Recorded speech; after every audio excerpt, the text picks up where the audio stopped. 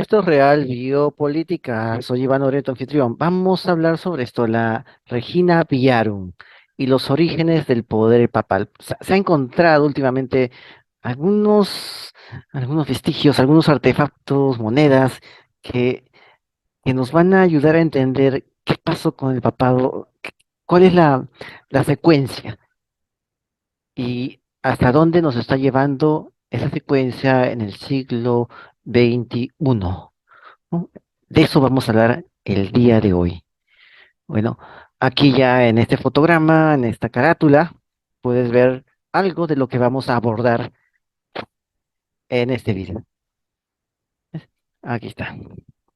Aquí están los arqueólogos durante los trabajos de excavación en la Vía Apia, en las termas de Caracalla. La Vía Apia pasaba al costado de las termas de Caracalla, que son justamente termas hechas por el año 232 por ahí. Por ahí va, por ahí va. 230 y tantos, sí. Esas son las termas de Caracalla. Al costado pasaba la Vía Apia. La Vía Apia es mucho más antigua, es del año 300 antes de Cristo. Es 300 antes de Cristo, y lo hizo un sabino llamado Apio o Apio, Apio Claudio o Avio Clausus. Después ese sabino latiniza su nombre a Apio Claudio y se vuelve un patricio, o sea, es incorporado en el grado de patricio. Después se da una serrata. Después, de eso vamos a hablar después, ¿no? A veces me extiendo mucho, ¿no? Pero después de que se da una serrata, de que muchos senadores en los tiempos de la Primera República, muchos patricios, muchos senadores eran plebeyos. Después se dio una serrata y dejaron de haber plebeyos hasta el tiempo de las guerras sociales. Ahí volvieron otra vez a regresar los plebeyos, pero ojo, solamente los plebeyos ricos, por si acaso, solamente ellos, que eran, como decir, los caviares de esa época. Consiguieron lo que querían y se olvidaron de los demás plebeyos pobres. Ya, eran los caviares de esa época. Un día vamos a hablar de eso también, para que veas cómo se repite la historia, cómo la gente no aprende, no aprende. Bueno, pero ahora vamos a estar con esto, vamos a estar con esto. En la búsqueda del corazón de la Vía Apia, una de las calzadas más conocidas de la antigua Roma, ha sido frustrada, ha sido frustrados los trabajos por un torrente de agua subterránea. ¿Por qué? Porque aquí habían termas. Habían termas porque habían torrentes de agua. Se aprovechaban eso para las termas, para llenar los pozos y asearse. Ujú. Aquí, y asearse. Los arqueólogos perseguían la identificación del kilómetro cero de la carretera en las inmediaciones de las termas de Caracayas. El kilómetro cero, ¿dónde empezaba esta vía Apia? Aquí está. Acá tienes la vía Apia que tienes a Roma. Y mira por dónde iba la vía Apia. Cruzaba los Apeninos hacia el Adriático. O el Tirreno, ya hemos hablado de eso, ¿no? El Tirreno, de Quiras, uno de los hijos de Jafet. Entonces, aquí está, el Adriático. O sea, esa es la vía, ¿cómo se dice? La Regina Viarum, que es la reina de las calzadas. Y allí en esas calzadas hay mucha historia que la gente dejó literalmente a su paso. Bueno, no han podido seguir las excavaciones por esa inundación. Ante la incapacidad de controlar esa inundación de la zanja y han abandonado el proyecto que ya llevaba varios meses de trabajo, pero igual encontraron cosas interesantes que nos van a servir. Sí. La investigación, no obstante, no ha sido un fracaso. En el yacimiento se han hallado singulares vestigios, sí, singulares vestigios que arrojan luz sobre la vida en la ciudad desde el siglo II después de Cristo hasta el siglo XVIII, es decir, el reinado de los Austrias o la hegemonía de los Austrias aquí en Italia, entre los que destacan un busto imperial o uno de los primeros ejemplos de monedas acuñadas por un papa. Y justamente en esa moneda acuñada vamos a ver este tema del poder papal. También han encontrado fragmentos de vidrio, de cerámica, es decir, restos de lo que se llamaría la cultura material, ¿no? Algunos de estos fragmentos, disculpa, algunas de estas cerámicas estaban decoradas.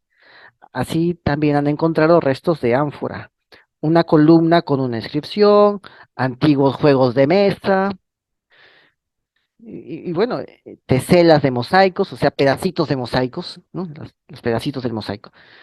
Ese mosaico es un rompecabezas, ¿no? Las piezas de ese rompecabezas que es el mosaico. Han encontrado eso. El legendario tramo inicial de la Vía Apia estaría, según algunos registros históricos, a una profundidad de 8 metros en el entorno del circo máximo. Es decir, el inicio de la Vía Apia iniciaba en el circo máximo. Ahí empezaba el kilómetro cero. Ahí. Está a 8 metros de profundidad. O sea, son 8 metros de historia que la Tierra ha enterrado. Y abajo está la vía, por donde cruzaron los emperadores, los peregrinos. Está allá abajo, a 8 metros bajo tierra. Está la calzada. Para que veas cómo han cambiado las cosas. O sea, todo está abajo, todo está allá abajo. Esta calzada también es conocida como la Regina Viarón. ¿Sí? La Regina Viarón, o sea, la reina de las vías, la reina de las carreteras. Y se empezó a construir a finales del siglo IV a.C., impulsada por un anciano senador griego, perdón, un anciano senador ciego llamado Apio Claudio, que era de origen sabino, creo, sí, origen sabino, era Avio Clausus. Pero cuando se vuelve un patricio romano, o sea, viene con un montón de gente, o sea, en ese tiempo todavía no había una institucionalidad, de eso también vamos a hablar, todavía no había esa institucionalidad, sino que había tribus todavía, claro, estaban, que interactuaban correlativamente con las polis, con las civitas que se estaban formando, interactuaban con ellos, pero todavía las civitas no tenían la preeminencia hegemónica en el tema político. Entonces, él viene con toda con toda su grey, con todo, perdón, con todo viene con todo su tribu, prácticamente, con él liderando, una especie de Abraham con toda su tribu, ¿no? Él viene con toda esa tribu y dice, yo vengo con esta tribu, tenemos tanto, tanto, tanto, con tanto isonante, tantos recursos, uf, y somos buenos en esto, ¿no? Y venimos a aportar acá, ¿no? Roma estaba casi despoblada, recién estaba iniciando Roma, pues eran los pininos de Roma. Entonces, ¿qué dijeron? Ya ven para acá, ahora te vas a llamar, vamos a latinizar tu nombre, ¿no? ¿No? ¿Cómo eres? Abius Clausus, ¿no? Ahora te vas a llamar Appius Claudius. Y de acá vienen también los Julio Claudios. ¿Ves? Sí, de ahí vienen ellos, ¿no? De Apio Claudio. Bueno, entonces se vuelve un senador con rango de patricio. Así. Su origen de esta vía respondía a la necesidad de transportar tropas desde Roma hasta Capua.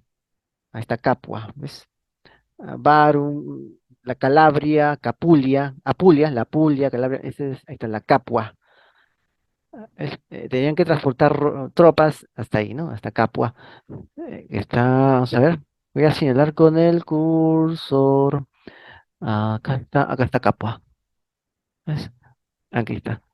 Está justamente encima del norte de Pompeya, en Neápolis, Nápoles. Acá está Nápoles, una línea hacia el norte, ahí está Capua.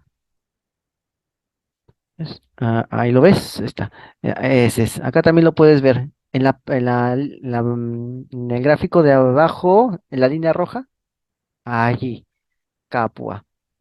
Justamente arriba de Nápoles. Aquí. Estoy señalando aquí con el cursor. Ahí está Capua. ¿Ves? O sea, está en las sierras de la Campania. Ahí. Había que transportar tropas ahí. Y de Capua te das un salto, cruzas estos desfiladeros de los Apeninos, que ya no era tan Ujú. Era, era más pasable. Las demás zonas eran bastante agrestes, ¿no? Esta era la más fácil de cruzar. Cruzas y llegas al otro lado, lo cual era un poco difícil, un poco más al norte, cruzar de extremo a extremo, de forma transversal la península. Era un poco difícil, tanto que podías llevarte un problema, más de un problema, ¿no? Como si lo llevaron muchos romanos en las orcas Claudinas, ¿no? Algo así se llamaba Orcas Claudinas, ¿no? Donde era un desfiladero donde pasabas de uno en uno. Eso había por Roma, un desfiladero donde pasabas de uno en uno. Entonces, si querías salir a conquistar a los pueblos montañeses, simplemente ibas a salir trasquilado. Y eso pasó, salieron trasquilados, porque pasaron de uno en uno y no podían. Entonces, al final, no les quedó más remedio que pasar de uno en uno y tirar sus armas y ser arrestados como prisioneros de guerra por los enemigos. O sea, esa era la geografía, ¿no? Pero por esta parte de Capua, la geografía era más benigna. ¿Ves? Como lo puedes ver acá, era más benigna por esta zona. No era tan agreste ni tan laberíntica. Bueno, pues esa era la estrategia de colocar ahí una ciudad, de potenciar la ciudad, ¿no? De Beneventum, ¿no? Hay una ciudad de Beneventum, ahí aparece el ducado de Beneventum, ¿no? Y crear una vía ahí. O sea, era una necesidad de transportar tropas desde Roma hasta Capua. ¿En qué contexto? En el contexto de la Segunda Guerra Samnita, del 326 al 304 a.C. Ahí se dio la Guerra Samnita, esas guerras contra los demás italiotas. El trazado se extendió desde el puerto de Brindisi, ahí está, el puerto de Brindisi, que ofrecía un acceso marítimo directo hasta Grecia, Egipto u otros rincones del Mediterráneo. Ahí está, Brindisium, ahí está Brindisium, ese es el puerto de Brindisi. De ahí se iban a todo el Mediterráneo oriental. Por eso necesitaban llegar a ese puerto y tenían que hacerlo a través de esta vía que era la más fácil, el tramo más corto. ¿Era eso o irse por todo el perfil del taco y de la punta de la bota, que es la península, ¿no? ¿Era eso o hacer todo ese otro trayecto que era bastante tedioso? Al llegar a una profundidad de 6 metros, los arqueólogos fueron sorprendidos por una irrupción de un importante torrente de agua subterránea, justamente cuando estaban ahí, en el kilómetro cero, en Roma. Bueno, esta es la Vía Apia, una de las calzadas más importantes de la antigua Roma, ¿no? Hay partes que todavía son transitables, ¿no? Pero la parte cero, el kilómetro cero, está a 8 metros bajo tierra. Esta es la vía, pero se ve bonito. Yo lo veo bonito. Ah, como una especie de alameda, una alameda, bucólica, ¿no? Campestre, ¿no? Una alameda campestre, parece. Una arboleda campestre, así lo veo la Vía Apia, ¿no? Se ve bastante bonito. Bueno, sucede que no se puede achicar lo suficientemente rápido. Esta área siempre ha estado llena de agua y por eso se construyeron las termas ahí. El monumental complejo de paños erigido en el siglo III por orden del emperador Caracalla recoge el agua filtrada de dos colinas que moldean el paisaje de Roma. Aunque la complejidad del trabajo viene provocado por el gran flujo de agua y no ha permitido alcanzar el estrato donde se encontraría la calzada de la Vía Apia, los hallazgos efectuados dan testimonio de la actividad de esta zona más allá de la época del Imperio Romano. Y eso es justamente lo que nos trae hoy aquí. Los objetos se hallaban en el interior de edificios comerciales y residenciales de varias épocas de la historia de la ciudad. El más antiguo se fecha en los años de reinado del emperador Adriano, a principios del siglo II, mientras que los más recientes pertenecen a la Edad Moderna. ¿Ves? Acá vamos a ver. Aquí, este es el, aquí está. Este es el, ¿cómo le dicen? La placa, ¿no? Aquí está. Appius Claudius Secus. Appius Claudius Secus. Censor. Dos veces, ¿no? Dos veces dictador. Acá está. Dos veces dictador. Segunda, dos veces dictador, censor, cuestor, dos dictador, ¿no? Interregno, ¿no? Interreps. Acá está, interreps es cuando no había cónsules o cuando no había reyes, ¿no? El cónsul reemplaza a rey. Entonces, cuando no hay reyes, ese es el interregno. Y cuando no hay cónsules que reemplaza a rey, también es un interregno. Entonces, es un dictador en un interregno, dice. O sea, hubo un momento en el cual tuvieron que dejar de nombrar cónsules y nombrar al famoso dictador, ¿no? Sabemos que tenía un cargo por 6 meses de ese poder total, ¿no? Es parte del tema constitucional. Si vas a tener un poder total, tienes que tener un periodo corto. Si vas a tener un poder, em, un poder, bastante lapso, sin muchas atribuciones, tu gobernanza tiene que ser bastante larga. Si no es ni corto ni largo, 5 años, que es justamente la mitad de esos, de lo del largo y de un largo y pequeño plazo, ¿no? 5 años es un intermedio entre esos dos, entre largo y mediano plazo. Si tienes un poder fuerte, demasiado poder, me- em, corto plazo, perdón, sí, sí, corto plazo, de 4 años para abajo. Si tienes mucho poder, ¿no? Si tienes poco poder, largo plazo, de 6 años para arriba. ¿Ves? Esa es la técnica constitucional, y eso viene de acá, ¿no? Este es un dictador, tenía amplios poderes, solo 6 meses, ¿ok? Solo 6 meses. Los cónsules tenían un año, o 2 años, 1 o 2 años, depende, ¿no? Entonces, este no le vamos a dar lo mismo que un cónsul, le vamos a dar la mitad. Plenos poderes, pero la mitad de tiempo. Ya, esa es una técnica constitucional que se está olvidando últimamente, ¿no? O sea, solamente leen la Constitución y no entienden por qué la Constitución dice eso, ¿no? Ese es el tema. Bueno, yo soy constitucionalista, por eso lo entiendo. Bueno, pues acá está la historia de este señor, ¿no? Que son sus magistraturas, porque según las magistraturas que tenía más influencia y más poder.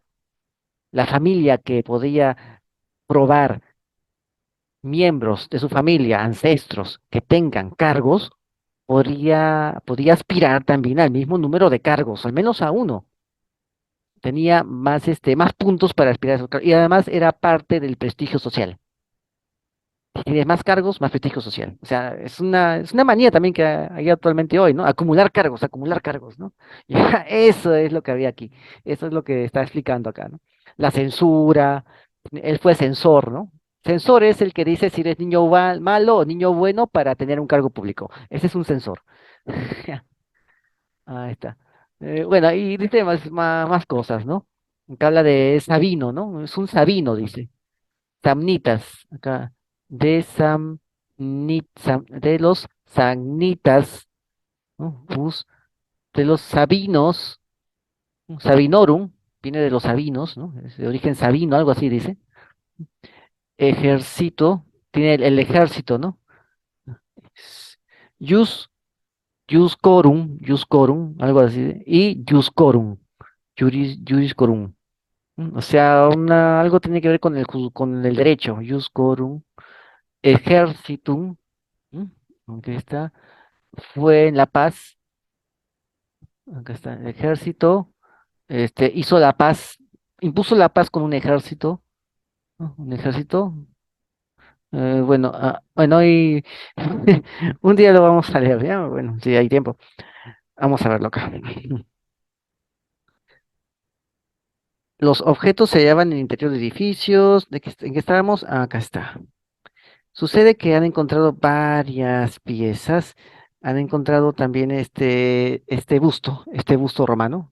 Ahí puedes verlo, está claro, está muy brillante porque ha sufrido el efecto de la inundación.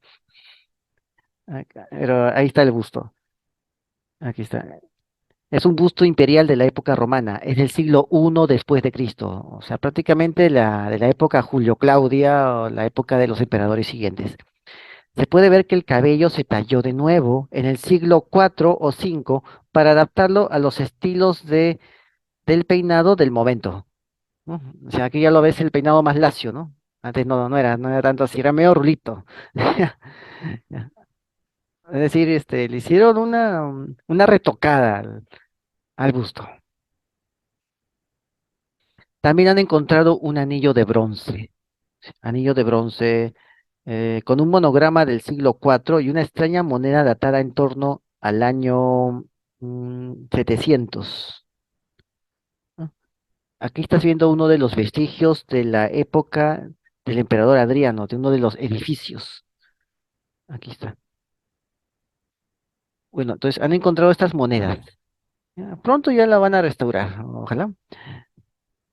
Estas monedas en la cara tienen la imagen del emperador bizantino en la época en la cual Bizancio aún gobernaba Roma, pero fue acuñada aquí por un pontífice y es una de las primeras monedas papales, sin la cara del papa. Bueno, en las excavaciones han revelado la existencia de otro camino en los siglos X y XI.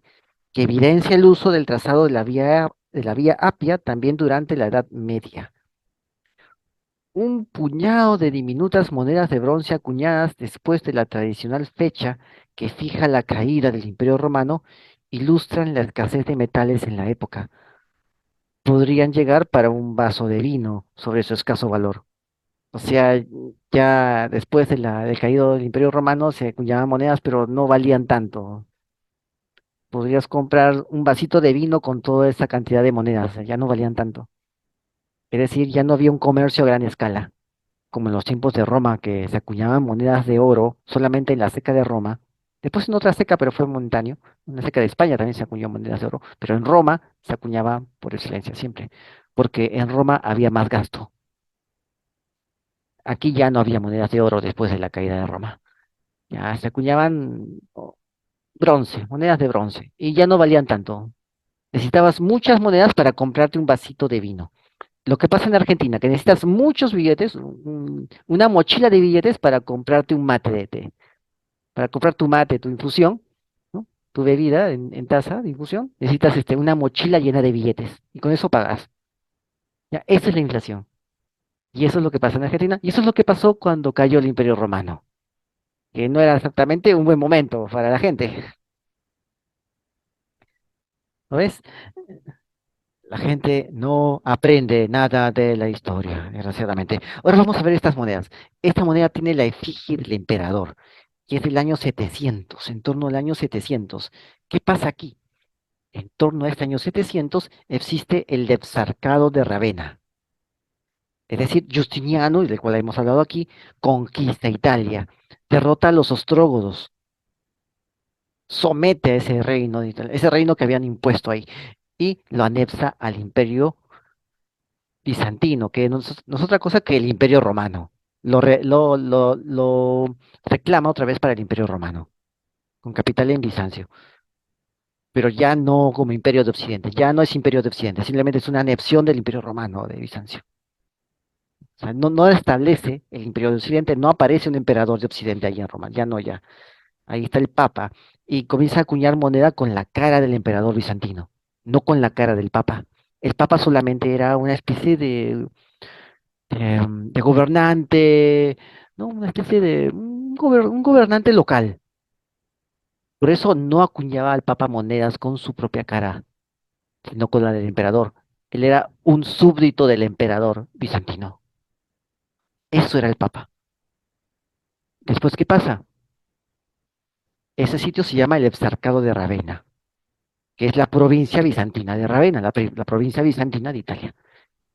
Llega un momento en el cual vienen los longobardos, unos bárbaros del norte, vienen y comienzan a tomar territorios de Ravenna. El sacado sigue ahí, solamente que ya está partido en pedazos. Y Roma sigue siendo parte del esarcado.